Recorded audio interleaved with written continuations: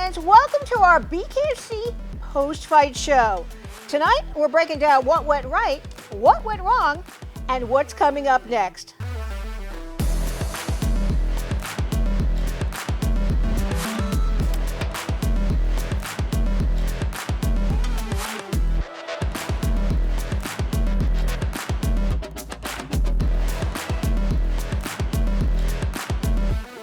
Joining me to dive into all the beautiful bloody action is special correspondent and fighter analyst Lorenzo Hunt. How are you doing tonight, Lorenzo? I'm doing great. It's a wonderful night. I love being here. And we love having you here. Thank you. Overall, what are your thoughts on the fight, on the card? I thought it was a great fight card. Those guys put together another great show, and I was surprised with some of the outcomes. So if you can surprise me, Nate, and David, it was a good show. What do you feel like the combination is the key to putting together so many successful fights? Well, just great matchmaking and pray. You know, we put them out there, and we got to see what happens. All right, we start the card off with BKFC fighter Bobby Taylor in an undefeated win against Ronnie Rogers. What do you think the keys to victory were here? Oh, Bobby Taylor's growing and growing. He's growing super fast, and those guys in that weight class, they better figure it out.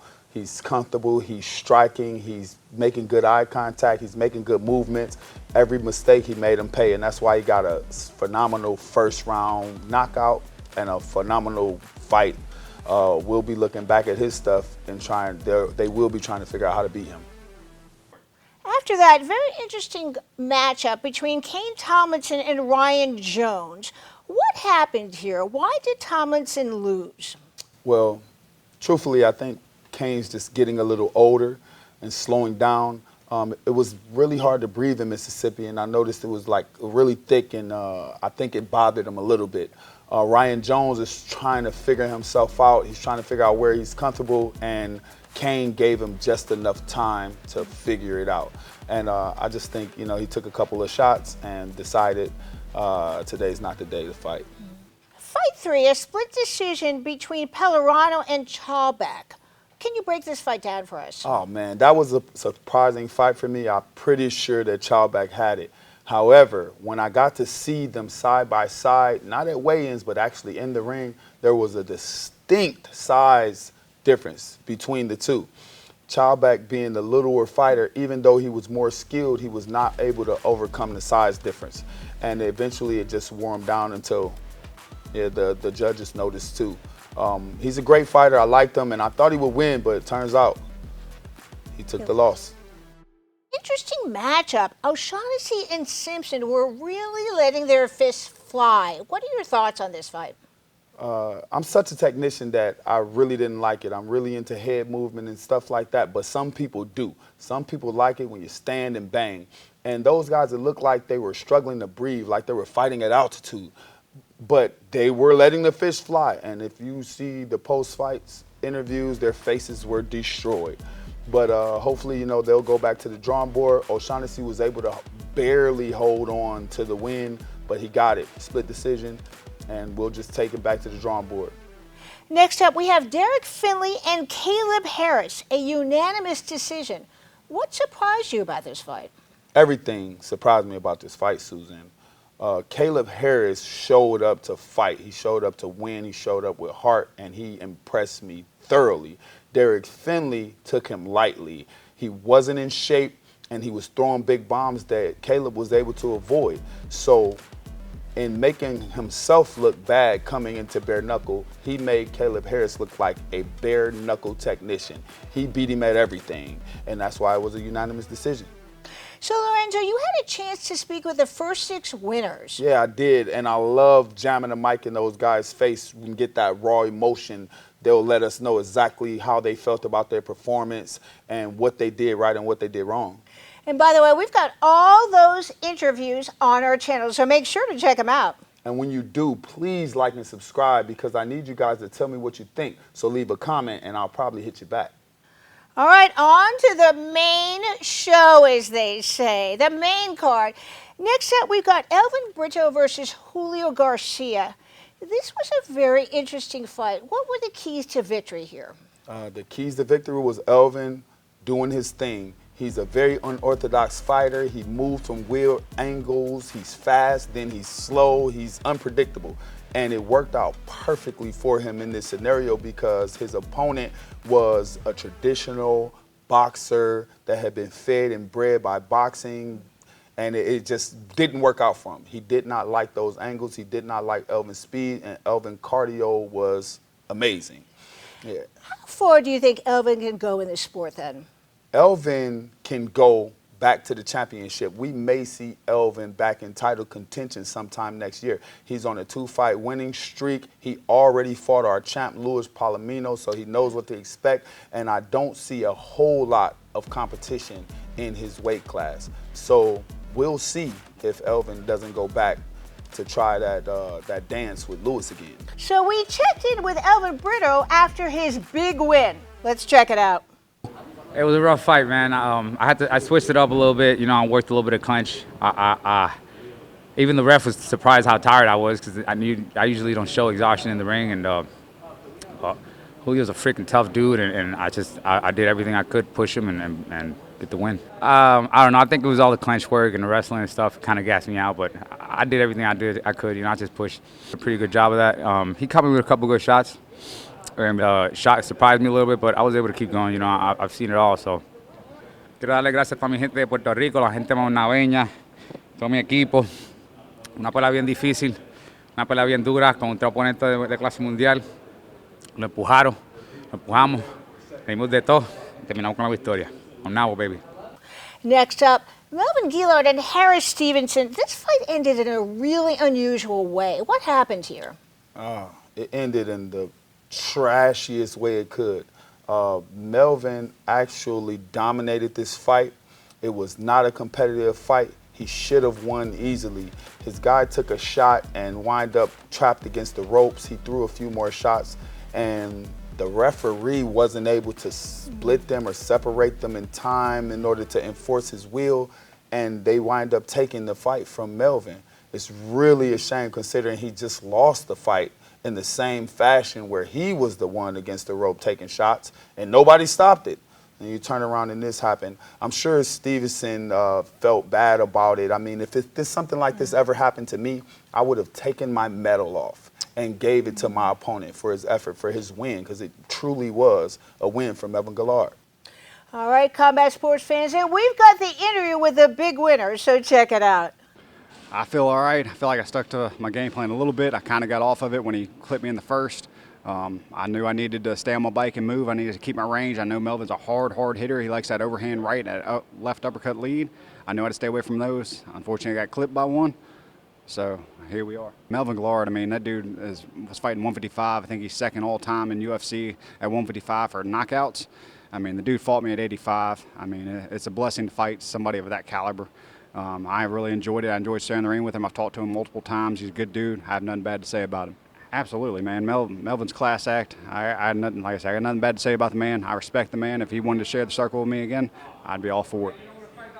Next up, you know, an incredible fight between Bobo O'Bannon and Louis Rumsey. How do you think this fight went? It went great for Bobo. Bobo did everything right. He came in with a fighter's mind state. He protected himself when it was time to. He got on the offensive when it was time to. He beat this guy at everything. It shows Bobo's growth as a bare-knuckle fighter, to see him utilizing defense and offense, to see him go the distance. He didn't look very winded.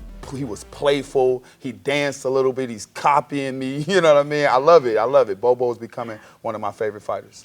And by the way, fight fans, we had a chance to speak with the big winner, so check it out. Oh, man, I rated myself out probably a B-. I did okay. I'll say about a B-. I've been working with Jason Williams with Boxer Tricks out of Wales over in the United Kingdom. When I get home from work and we go straight to work via FaceTime every day. And that's who I've been working with. That's who was hollering at me, talking to me on my headset in between rounds, you know. He was giving me instruction, what he wanted to see me doing, what I needed to be doing. I took this fight a little bit more lightly. I already told Rumsey, so I'm going to tell everybody else. I do apologize to Rumsey. I should not have taken him so lightly. I come in with more of a carefree game plan than what I normally would have, because I'd never seen his chin check before. I figured that, you know, I come in, I just hit him. He's a heavy 185er is what he is. I hit him real hard and he's going to go down. And I apologize to Rumsey and all of his supporters. He proved me wrong. He stayed in there and the baby took some licks. Yes, sir. Yes, sir. 2 knockdowns. It was exciting, man. It was exciting. You know, when I hit him, Renzo knows what I'm talking about. When you hit somebody and you feel it come out of them, you feel it. The want to. The want to is what it is. When you feel the want to come out of them, you can see it. You know, there's nothing better. I can feel it. I could feel it getting a little bit gassed, but more than gassed, I could feel that his will was breaking. His desire was breaking. And yes, he was getting gassed. Yes, he was getting tired, but his desire was breaking too. Renzo knows what I'm talking about. Whenever you get in there with somebody and they start getting tired and you start hitting them hard, then all of a sudden that want to goes away a little bit. And once that want to goes away, then, you know, it's pretty well over with then. Man, Coach kept telling me to, you know, work my jab, work your jab, work your jab. He just over and over. And I swear if I heard it one time, I heard it 100 times. Work your jab, start throwing your jab, double jab backhand. And so I was trying to work my jab more. He wanted me to be first more rather than wait and trying to counter.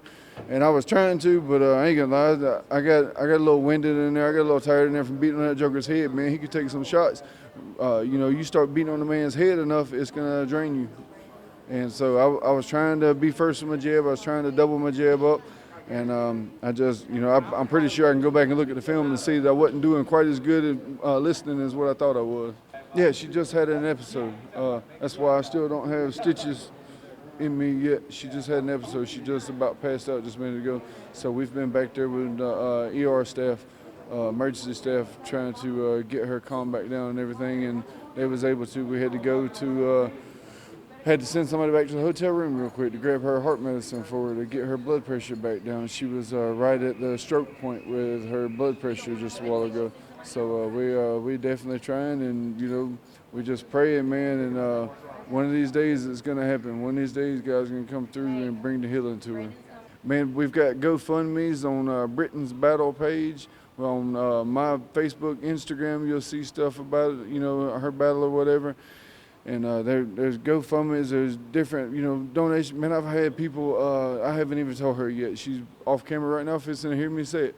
I've had people donate, I think, about $750 just because over the course of the last couple of days while I'm getting ready for this fight here. Man, I hope this is able to help you and your wife.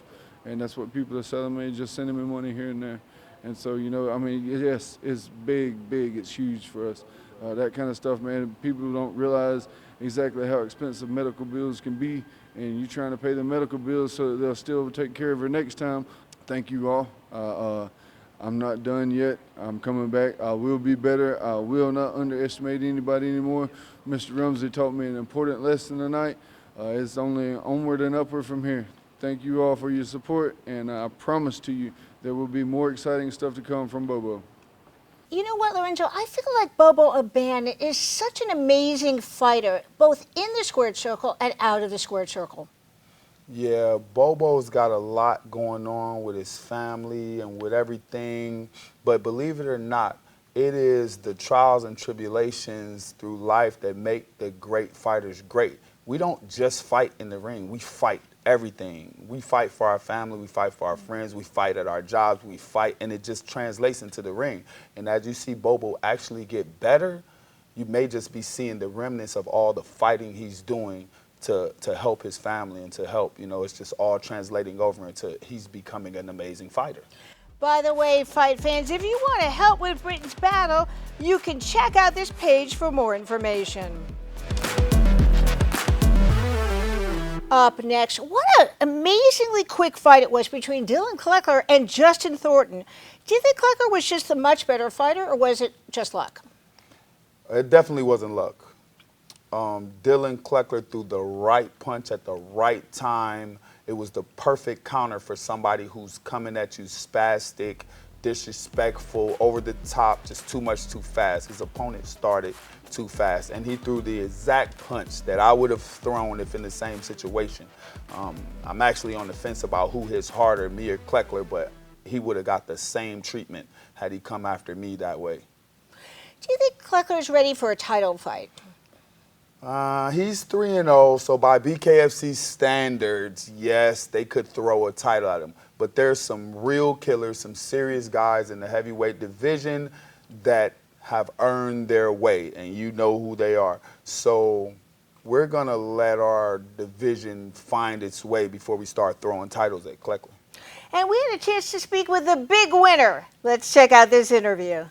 I really wasn't expecting him to come at me like he did, and when he did, I just knew I had to move and cut angles and try to get away from his flurry, because he applied pressure right off the rip, and he did not stop the whole time. He knew what he had to do, and he wanted to get it done quick. When I hit him, I hit him pretty good, and I felt it, and I knew the way he fell, I knew he wasn't getting back up. It's been a rough camp for me, man. The last April 30th, I pulled my hamstring. July 23rd, I was supposed to be on that card. I had emergency surgery. I had to get my appendix removed. Today is actually the 6 weeks that the doctor gave me to clear was today. Wow. So it's been a rough camp, man. I caught COVID early, right after my surgery. It's been a rough camp. We're actually calling this camp COVID, because it was just one thing after the next, man. I broke my hand, and it looks like I might have did something else again to it. But I was just happy to get back in the ring, man, and find an opponent to take the fight, and we got the W. That's all that matters. I hope that the dude's okay, man. I say a little prayer for him and his family, make sure he returns home to his family safe and uninjured. In the sport we're in, man, it happens. You hate to see somebody injured, that bad. And just Godspeed to him, man. I appreciate him taking the fight. He took the fight on short notice, so good. Thank him in all honors, and God bless him and his family, man. Jason Fish versus Quentin Henry was the next card of the fight night. How do you think he looked, Quentin Henry? Quentin Henry looked great. He came out, he did his job. He masterfully kept Jay Fish at bay. And that's very, very important, being able to maintain a distance or a separation. And then there were times where they crashed together, but Quentin Henry came out the winner in those few exchanges. So I think he did pretty good. I feel like the loss to Lieben for Quentin Henry was really the game changer. What are your thoughts on that? Yeah, sometimes when a fighter loses, they take everything more seriously. They take training more seriously, eating more seriously, cutting weight more seriously. And then when they get back in the ring, they find out that if you do the work before you get in there, everything's easier. All right, we had a chance to speak with Quentin Henry after his big win. Let's check it out. Man, I owe a lot to losing to Chris Lieben, to be honest with you. That taught me a whole lot about trying to pace myself, trying to be a little more patient. Looking back in the video of that fight with Lieben, I felt like until I lost control, I was really the better fighter. And then I lost my head and I didn't stay with it. And that was my main goal for this fight. I told myself if I could just keep my head, that I'll win. I'll be the better fighter if I just fight how I know. Prior to the fight, he was super respectful. I think we had the typical trash talk stuff. We never got too personal. But no, man, he's a tough guy. He's a big guy. I knew that the weight cut was going to affect him. I knew he was cutting a lot of weight coming down from heavyweight. And, I don't think he expected me to hit that hard. And when I caught him with the first shot or two, it kind of, you could see his whole game plan changed and all. So, man, I'm still surprised at myself as to how well I executed the game plan and all, but I'm just happy to be on the other side and looking forward to having a beer. Man, I didn't really make a huge change as far as coaches. I picked up Jake DeMint with Old School Boxing. I've known him forever and knew he was a great coach. It was just, I finally took the time to where 2 days a week I was taking myself out of my hometown. I was going over there with Jake and Chad, and the guys are underdog, and I was just pushing myself. I finally took myself out of my comfort zone and had people pushing me, and I think that just brings you to the next level. Wow, what a big debut for Alan Belcher against Tony Lopez. Amazing fight. As a fighter, making the transition to bare knuckle fighting is not that easy, but he made it look effortless. Yeah, he came in, he did his job, solid fight, solid counters. He made the transition. It's not always true that the MMA fighter is going to have trouble in bare knuckle. It's just, were you a solid fighter, a solid striker when you were in MMA? I was a solid striker when I was in MMA. Transition is just great. So, of course, he came, and he did his job, and he showed us what solid strikers do. They strike. Is there such a thing as ring rust? Because he hadn't fought in years. Yeah, 8 years to be exact. He took 8 years off. But if you got a solid camp and you got a solid team and you stay in the gym and you train like he took it serious, this will just show you that the mind is actually the biggest muscle, and you can overcome all of that. And we spoke with a Biloxi legend after his fight. Probably just being technical, using my speed and head movement and jab and things. Couldn't quite get my cross going. I was landing more of those I'll land my pull and my hook and stuff in the 5th round. But mainly 1st through 4th was just pretty much jab. Yeah. Man, most surprising thing? This is exactly how I visualize it. I called everything that I figured I would be really overzealous to knock him out in the 1st round, and there was a moment where I connected that 1st round. I was like, oh, okay, I can hit as hard as I can with my bare knuckles, finish him, and I was like, nah, be patient. So my plan was to be patient, try to save my energy, to make sure that I didn't make too many mistakes or whatever. So it was good. I would say, Lopez was surprisingly better, crafty in there. He hit me with things that were weird in the clinch and things I couldn't quite figure out or whatever, but I used it as a learning experience and, to get better for the next one. I wouldn't say new home yet, but I got a 4-fight deal, and so when I say I'm going to do something, I'm going to do it. So that's 1 of 4, so we got 3 more. Let's see if we can, get the belt, make as much money as we can here, and then see what comes next. From here, go back and just keep progressing, get ready for the next one, whatever it is, the next step. I think that I'll learn really fast and adapt, so, I'm ready for a title match next, pretty much. But we'll see if that happens. Dude, I'm just grateful. Thank everyone for supporting, and, any new fans out there that saw me for the first time tonight, I appreciate that. Now the main event card, Johnny Bedford versus Reggie Barnett. Who was your pick for this fight and why? My pick was Reggie Barnett. Reggie Barnett was owed his time. He was owed his dues. He's done the work, and I've been watching and praying and hoping that he could get his shot at his title again. He got beat before, and I was actually at that fight 2 years ago. After he lost, he got out of the ring and he told me, like, hey, this is perfect for you. This bare knuckle boxing is perfect for you, somebody with your style, somebody, with tenacity. And so ever since that day, I had took it upon myself to enter into this ring and started just do my best and just push forward. And now you see why I'm at. Reggie was right. So when he got in there with Bedford, I really expected him to show up and show out. But it became quickly apparent that size advantage that Bedford has over Reggie is incredible. He is just bigger, stronger. Reggie can hit Bedford 5 times, and then Bedford hits him once, and he's down.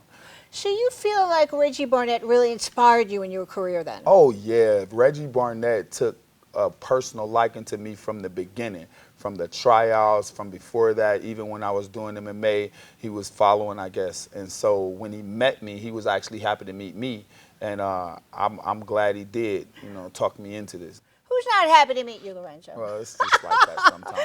Do you think Bedford had the better strategy then? Bedford doesn't really have a strategy. Bedford relies on his head, his ability to take punches, and his ability to throw blindly and hope guys fall for it. Reggie's biggest mistake was not being able to avoid that right hand. If you watch when Dat Nguyen fought our champ, he was able to avoid that right hand. If you're able to avoid that right hand, Johnny Bedford's right hand, you're good. And Reggie just couldn't avoid it. How do you think Reggie can come back from this loss? Each fighter is different. It just depends on how he internalizes it. I don't think he should take it to heart. Like you say, Bedford's just a bigger, stronger guy. And there is a way to beat these bigger, stronger guys, but it's a mountain. He has to climb a mountain in order to get back to the top. And whether he comes back or not just depends on his willingness to climb that mountain. And we had a chance to speak with Johnny Bedford after the big fight. Here's what he had to say. It was everything, right? I had to win this fight to erase the last fight. I had to beat Reggie Barnett again to move forward. Like you said legacy, it's a big word. And that's what I'm here for. I'm 38. I've been in this combat sports game for a long time. Had my first amateur MMA fight in 2003. So I've been doing this a long time. And this is my sport. Can't erase the past. but I'm coming to try to erase it and get my revenge, of course. But yeah, fighting Reggie Barnett, it was an honor. I'm a huge fan, but this was an important one, and I knew I had to come out there and get the job done, and I couldn't be happier right now. I showed up. I think, you know, this is no disrespect to Reggie Barnett, but I think that I'm just a little bit better. And this time especially, I removed some stuff from my life, toxic people, switched things up, got a new camp, new training partners, new coaches, and I'm back, man. It's scary because I've kind of done it on my own. Like, if I'm being honest, I'm a gym owner. I'm a head coach of a really big, successful gym, and it's hard to be held accountable when you're that guy. I've stepped out. I've got people holding me accountable.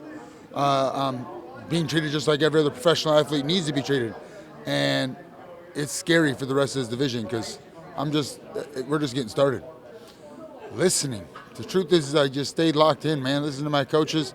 I've got great coaches. I heard them, you know. I heard them the whole fight. I've had success against Reggie the whole time throwing the right hand. Every time he jabs, I kind of slip my head off the line and throw the right hand. It was working fine, but I heard my coaches, you should get back on your jab, get back on your jab, which isn't usually something I would do against a southpaw. But as soon as I got back on my jab and listened to my coaches and stayed locked in and just stick with the game plan, it was easy, right? I started stealing rounds. I never felt in danger. Man, I just feel really good right now. I showed up, I performed. I'm elated, man. I'm happy. Erase the past. You can't erase the past, right? But I still think I'm the best bare knuckle boxer to ever live. I think I respected that win too much. I think I let my ego, I think I let my personal issues, toxic people in my life hold me back. And I'm done with that shit. I'm gonna be fighting for a long time now, but I don't plan on losing again. Whether it's that win or whoever they put up against me next, like I'm not gonna feel that feeling for a very long time again. I'm motivated, and it feels good to be motivated again, to be hungry, to wake up and like sore. But you know what? You got to get to the gym. You got to do, because you're held accountable, and it's really bad news for the rest of this division. I'm telling you. We were supposed to fight. That win, they gave him the decision. We fought once. And I told everyone then I was going to retire that win before the fight. I still say it. I retired that win. They offered him a fight. He was going to fight me or Reggie. He ran from both of them. He asked for stupid money. There's more than one way to say you don't want to fight, and that's ask for money that no one's going to pay you. You can blame it on everyone else, right? But you know what you were doing. He didn't want the smoke. And the problem is for him, if he ever wants another paycheck again, I've got the belt that he claims is his, so he can come back and get this anytime he wants. Tonight, go back, man. I've got a great family. They're all in town. We're going to hang out, enjoy Biloxi, head back to Texas tomorrow. I've got my beautiful fiance here somewhere. I'm getting married at the end of the year, December 31st, New Year's Eve. So we got a big year. You know, I'd like to sneak one more of these bare knuckle fights in before then. I don't know how she feels about that, getting all busted up before a wedding, but we'll see.